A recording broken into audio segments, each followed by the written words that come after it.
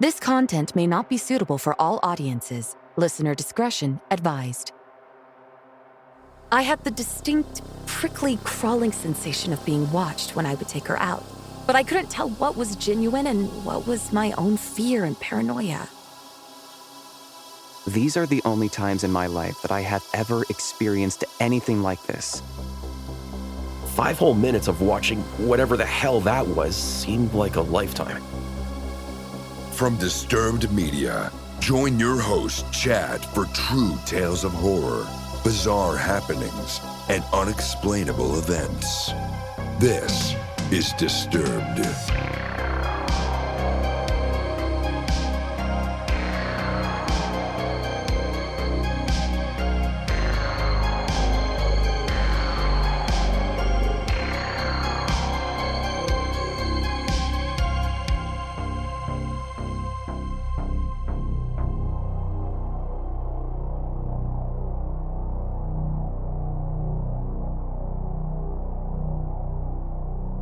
Welcome back in, everyone, and thanks for joining me. This week, I'm bringing you 4 true tales that will frighten and disturb. So sit back and listen close as we dive into the horror.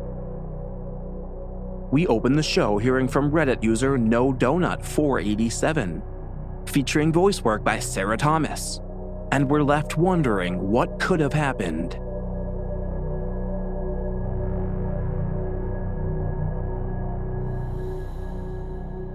In 2018, I lived with my partner and my German Shepherd in the Humboldt Park neighborhood of Chicago. I was 33 years old, and our apartment was a 4th-floor walk-up unit. Very typical low-budget Chicago rental in a changing neighborhood. The layout of our building is going to matter to this story. Our building had a total of 12 units. Mine and the 3 below me had a shared front entrance, and the other 8 units were through a second entrance. All 12 apartments had connected back porches and stairs that shared a walkway to a rear gate, which led to an alley.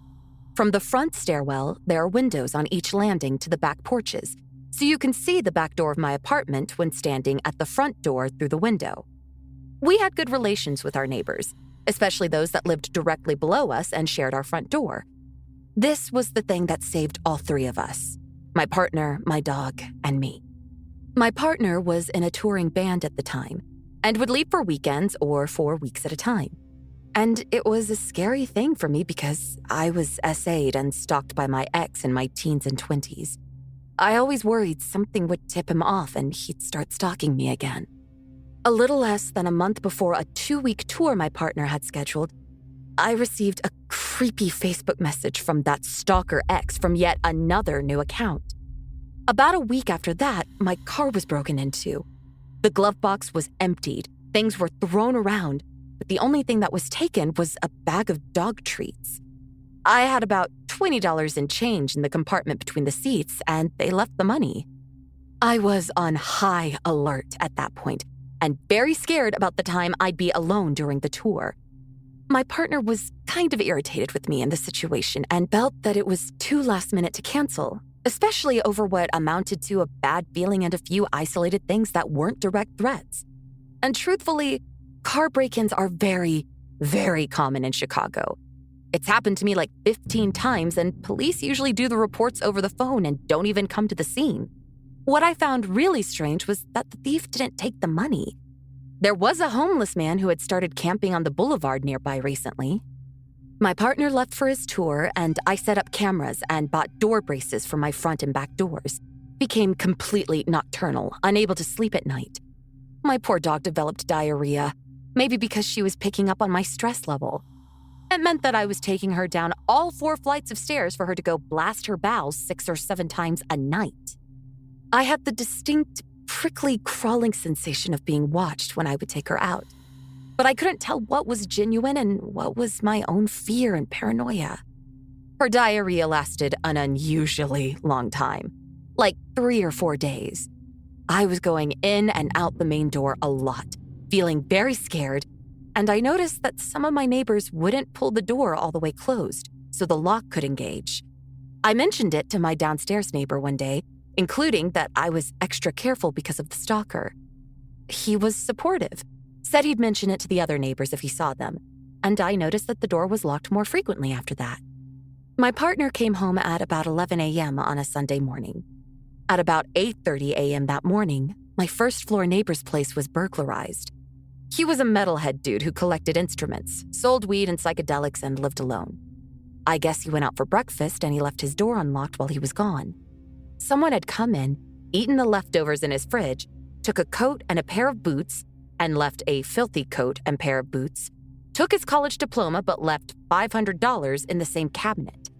They left all the expensive musical instruments and mixing equipment, left the drugs, but did take a set of keys. The keys were to the first-floor apartment and a master key for the front door and the back gate. My neighbors ran into each other right after the break-in, and the second-floor neighbor said to go tell no donut because she has a stalker.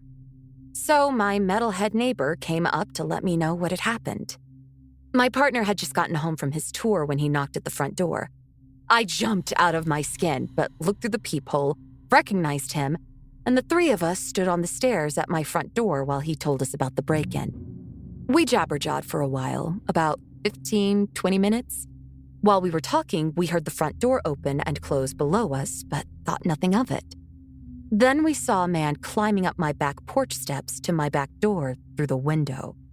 There was no other apartment he could have been going to, and he had to walk past all 11 more accessible units on his way to mine. He was not my stalker. I did not recognize him, but his image is burned in my mind. He was wearing flashy black and white high-top sneakers, not the ones stolen from downstairs.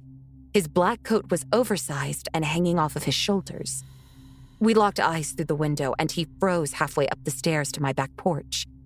He slowly took a cell phone and called someone as he slowly turned around halfway up the steps. He walked back down the stairs in artificially slow motion, like he was pretending to be nonchalant, and then bolted into a sprint as soon as he hit the porch below mine. My neighbor ran downstairs and dialed 911. My partner and I ran through the apartment to the back porch and saw a sedan and a windowless van pull out of the sketchy building 2 doors down. Both cars floored it out of the alley.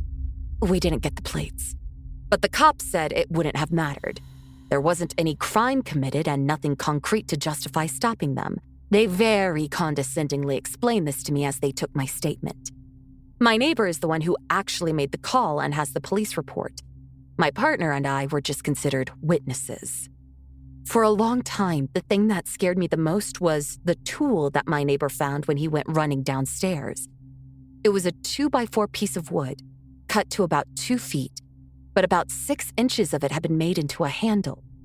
It looked like a paddle, and for a long time I couldn't figure out what it was, but I'm pretty sure it was a ram for the door jamb locks.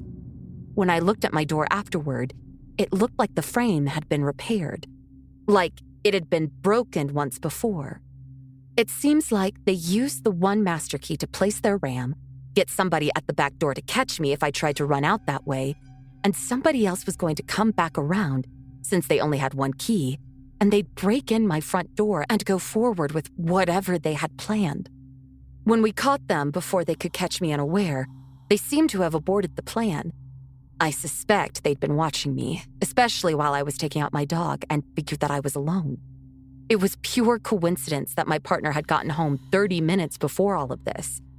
I feel that we all could have been horribly injured, or worse, had we been trapped inside and they had gotten the jump on us.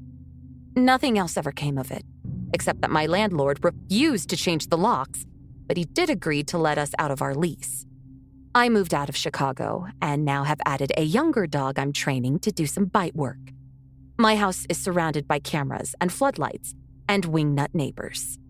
So whoever was on my back porch and whatever they had planned, let's not meet.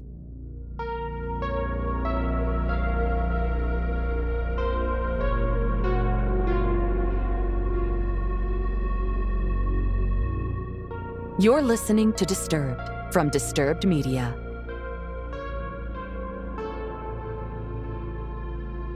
Next up, we hear from Reddit user Leaky Rivet, featuring voice work by John Patneaude, and we take a look into the past.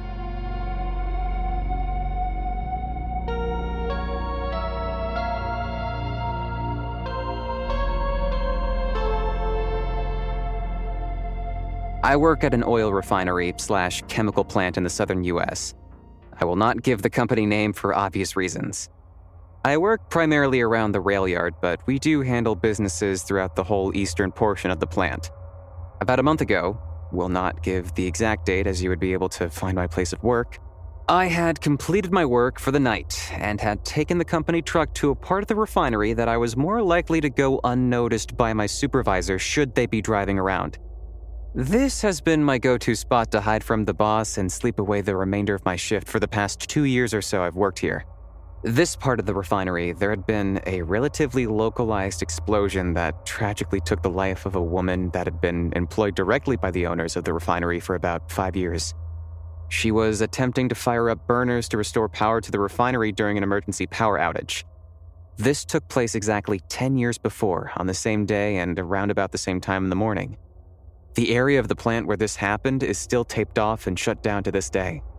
On this night, while sitting in the truck, it had begun to rain very heavily.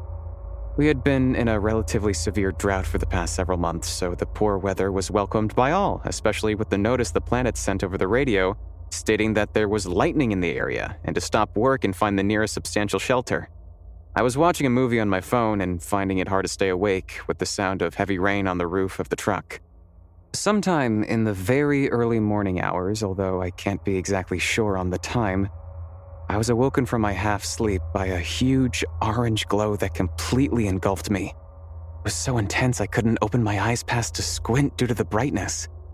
I could only describe it as being very similar to staring directly into the sun. I immediately recognized that I was in the middle of an explosion. However, there was absolutely no sound, no heat, and no fear. For a moment I questioned if I was still alive, but as the orange glow died down, I saw a woman, completely engulfed in flames, running for about 5 or 6 steps before falling to the ground. Since that day 10 years ago, there have been a number of pipes installed that run horizontally just above the ground in front of the furnace and meant to pass by it. She ran straight through them. She ran straight through them like they weren't even there. Then just as I saw it, it was all gone. The fire was gone, she was gone. The whole space was just as empty as before, and I was back to sitting alone in a truck, listening to the rain. I obviously couldn't believe what I had just seen. I, like everyone else at the plant, was familiar with what had happened on that day, and I knew exactly what I had just witnessed. I just couldn't wrap my head around how I had witnessed an event that had happened a full decade in the past. I drove back to our shop where I promptly clocked out and went out to my personal truck. I sat there for at least half an hour trying to come to terms with what I had just witnessed. After the initial shock wore off, I felt very indifferent about it. It didn't freak me out or anything.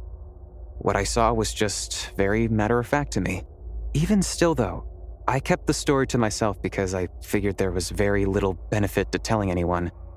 An event like this is obviously hard to forget, especially in the only 3 or so weeks since it happened, but I've tried not to dwell on it too much because I know I'll drive myself crazy trying to comprehend exactly why I was somehow able to witness such a well-known and tragic event from 10 years in the past. Then, last night, it happened again. We have a very small loading rack that sits in the back of the rail yard and hasn't been manned or used in years. Last night, the weather was very foggy to the point you could only see lights from the refinery for about 100 yards and could only see objects for maybe 25. I was driving the work truck down to a storage tank we have and talking on the phone to my mom about the whole trip she had taken to visit her mom in the next state over. As I turned the corner near the rack, my phone dropped the call. I didn't think too much of it because service can be spotty in parts of the refinery, although this area usually has a pretty strong signal. Nevertheless, I figured I would just call her back after I had arrived at my destination. I happened to look to my left to glance at the rack. I never had the opportunity to use it, and it had different equipment than I am used to using, as I often look at it when I pass in an attempt to picture how all of it worked. It sits about 50 feet from the road, so it's close enough that I was able to still make out details pretty well. As I looked over, I saw 2 men up there. They were wearing the old company uniform and seemed to be hooking up a large white rail car. These white cars are uncommon in our yard, but not unheard of. However, if we had one staged in this area, there is absolutely no way I would have not known about it. Nor is there any way I would not have seen it any of the other 10 or so times I had passed that area during the day. I could make out their faces well enough to know that neither of the men were anyone that currently works here. I also noticed the rack didn't look nearly as rusty and neglected as it usually does. It still had paint on it, and it didn't look overgrown or abandoned at all. That being said, everything was a little blurry. Like, instead of being in the fog, it was more like they were the fog. Like, they were part of it. Then, as I reached the next turn, they were gone. The people were gone, the large white car was gone, and the rack was back to its rusty normal self. Interestingly, the fog started clearing very shortly after this, although I can't say they were really connected. Once again, this took a minute to process, but I was not freaked out at all. I actually just thought it was really cool that I got to witness this time slip 2 times now. I asked a coworker that's been here nearly as long as I've been alive when the uniforms changed, and he said it was sometime during 2015. I don't know if I also saw them 10 years in the past, or if it was a different, more random amount of time. Our company has been here since the 60s, so there really is no telling. Both events seem to move slower than normal time. Not slow motion, just a little slower than normal. I don't know if this was actually time moving slower or if my brain was just taking longer to process what it was seeing. These are the only times in my life that I have ever experienced anything like this.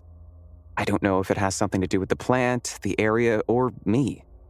I will say, the city where this took place is where one of the most well-documented UFO sightings/abductions took place. Maybe this is just a place where odd things happen. I'm sorry if my thoughts seem jumbled. Reliving this while typing it has proven to make it difficult to keep my mind on track. I would love to hear of anyone else that's had a similar experience to this. I plan to post a couple other related subs, as I am really desperate to know I'm not the only one that has seen something like this.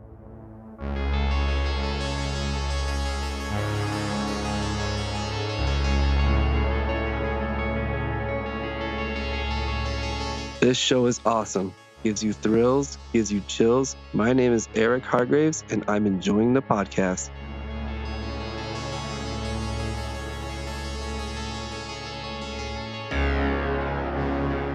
Directed by Martin Scorsese, Killers of the Flower Moon is a masterpiece and is now available on digital. Lily Gladstone, along Academy Award winners Leonardo DiCaprio and Robert De Niro, give powerful performances in this riveting film based on a true story. Buy the epic Western crime saga Killers of the Flower Moon on digital, rated R from Apple Original Films and Paramount Pictures.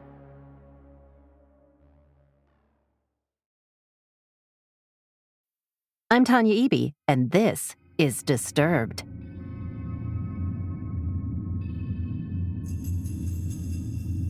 Next up, we hear from Reddit user Linda Maiden, featuring voice work by Keona Bashful Echo, and we're left baffled and confused.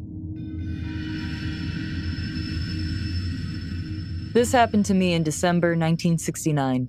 I'm a retired RN. I have experienced or witnessed many things that are beyond understanding, but I'm also a critical thinker. And my story changed my thoughts on our limited view of reality forever. I was with my high school boyfriend on a typical Friday date night in Jeffersonville, Indiana. After socializing with friends at the local hangouts, we would ride out on the rural back roads that were located between downtown and my home in a subdivision. There were dairy farms and cornfields on either side of the road for about 6 miles. The few homes along this stretch sat on the backs of properties, and there were a couple equipment paths that led to small open fields that were our teenager parking spots. Past that, the 2-lane narrow road was heavily wooded with no homes or cleared property for 10 miles.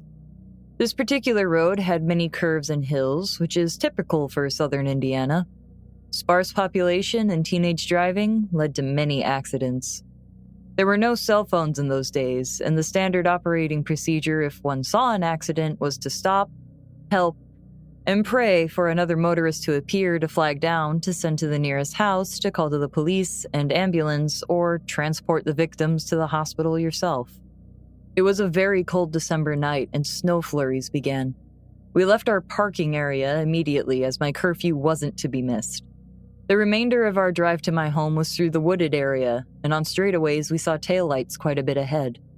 As we were approaching the second sharp curve, we saw headlights shining from ground level and at an angle towards us.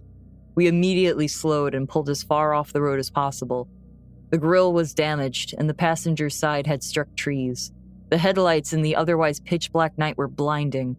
A fully restored, beautiful 1956 Chevy had apparently tried to take the curve too fast and had lost control. The car was off the road and on its roof.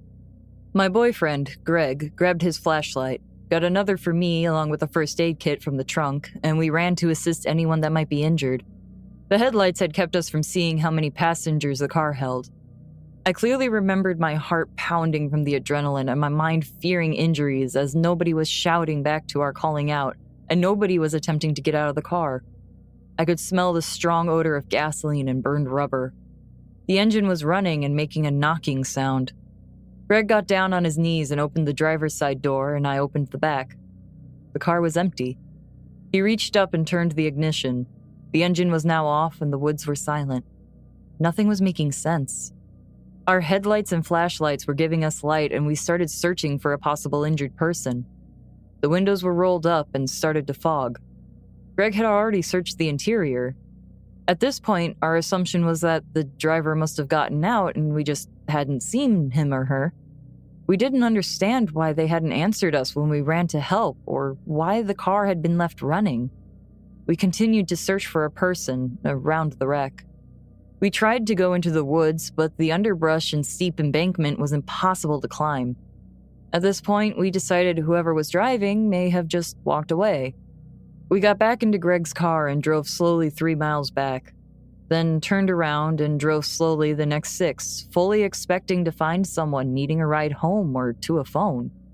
We were relieved that the driver must not be hurt, but couldn't imagine why they didn't see us or how they had left on foot without us seeing them.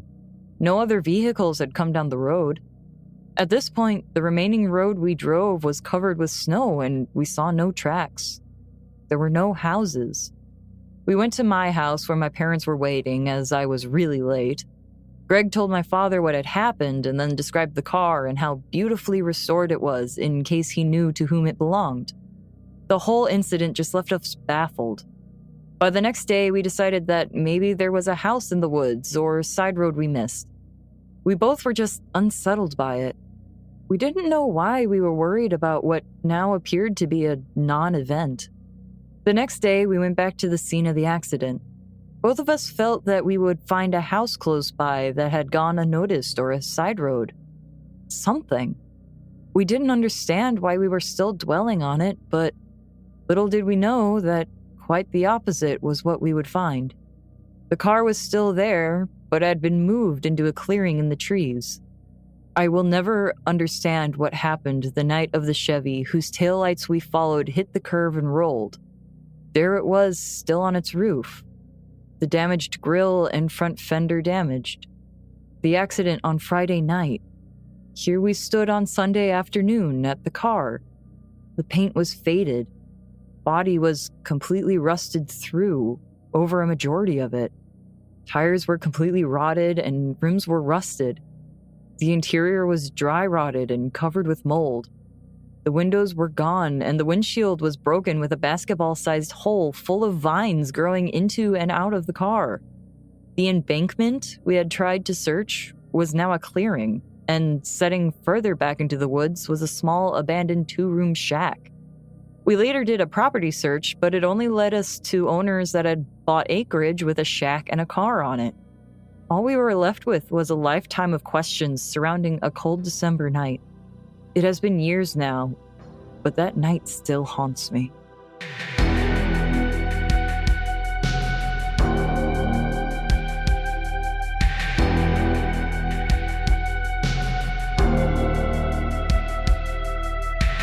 Looking for even more Disturbed?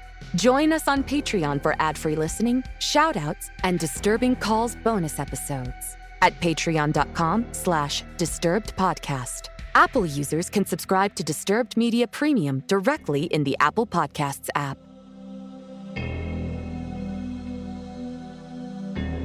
And we close out the show hearing from Reddit user Ground Up Gaming, featuring voice work by Matt Bradford, and we take a hunting trip.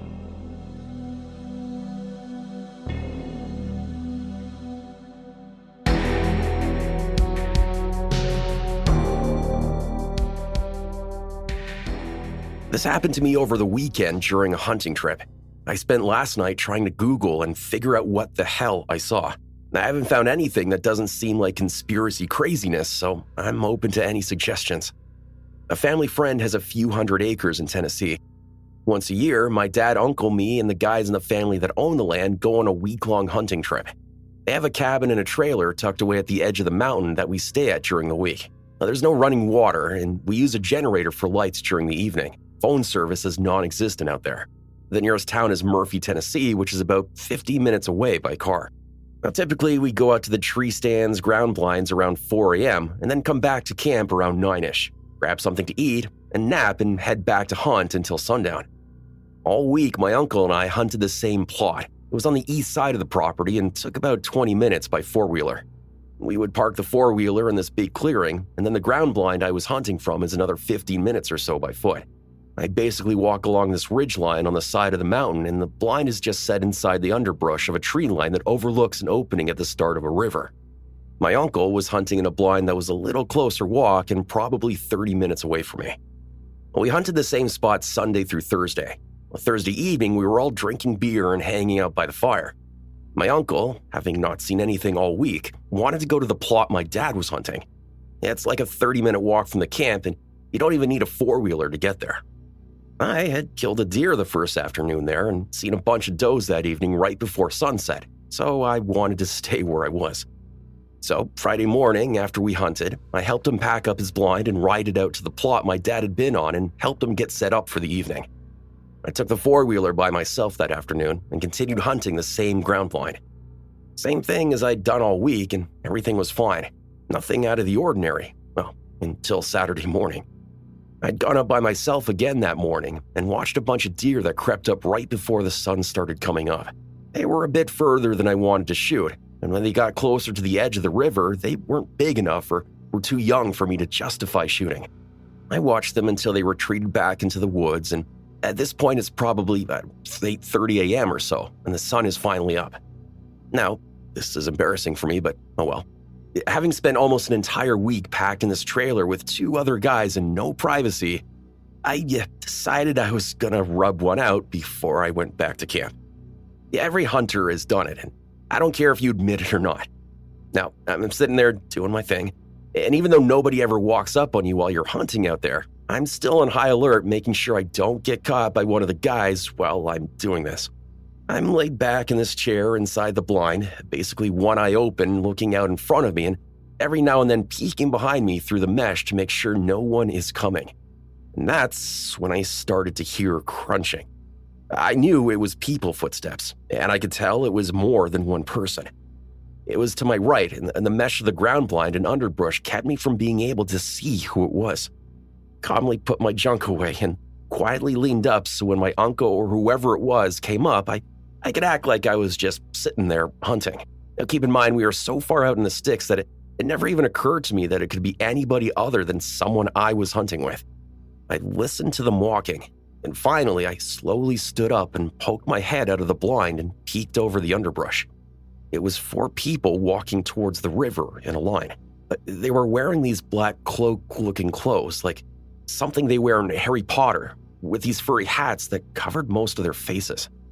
Looked like some weird cult, but the guy in the back of the line was completely naked. I mean, he looked disgusting. His hair was curly and way too long, and he had a big beard that looked nasty, like it had a bunch of leaves and shit in it. Meanwhile, I'm bundled up with hand warmers in my pocket because it's like 25 to 30 degrees out. The guy had to be freezing. And no shoes either. I mean, this is thick underbrush we're talking about walking through. Rocks jutting up from the ground and shit. No sane person is out there in barefoot, much less completely naked. The sight of these guys was so unnerving to me that I was still standing there frozen in an awkward half-standing, half-bent-over position with my head out of the blind watching them before it clicked with me that I needed to slowly sit down. At that point, they had passed the point of the blind where I couldn't see them and were walking with their backs to me towards the river. I slowly sat down and put my rifle in my lap and watched them all step ankle-deep into the river. They were facing side profile away from me towards the woods. I could see 2 of the clothed people moving around the naked guy, and one of them was standing still holding their arm out in front of them. I got the nerve to look through my scope at them, It looked like two of them were washing the guy with the river water, and the other one holding their arm out was holding a chain or something. The one holding the chain was talking, but way too far for me to hear any of it. After a few minutes, the two doing the washing stopped, and all three of them held hands around the naked guy, and they started moving in a circle around him while he just stood there staring ahead. They did this shit for 5 minutes at least. That doesn't seem like a long time, but 5 whole minutes of watching whatever the hell that was seemed like a lifetime. Just something of note, and this clicked with me recently. Whatever they were doing seemed time-based. My watch beeped at 9 a.m. and nearly gave me a heart attack. Well, there's no way they could hear it, but in my head I was picturing them all turning and looking at me. But right after my watch beeped, they stopped a few seconds later, so 9 o'clock on the dot. The 3 clothed people stepped back in a line in front of the naked guy, and they walked back the way they came from. Exactly like they came in. None of them talked or broke the line they were walking it. And it was terrifying because the way out for them was the first time I could have truly been in their line of sight. They never saw me though, and I watched them once they passed me head back up the mountain from where I assume they originally came from. I waited for 30 minutes or so and booked it out of there so fast.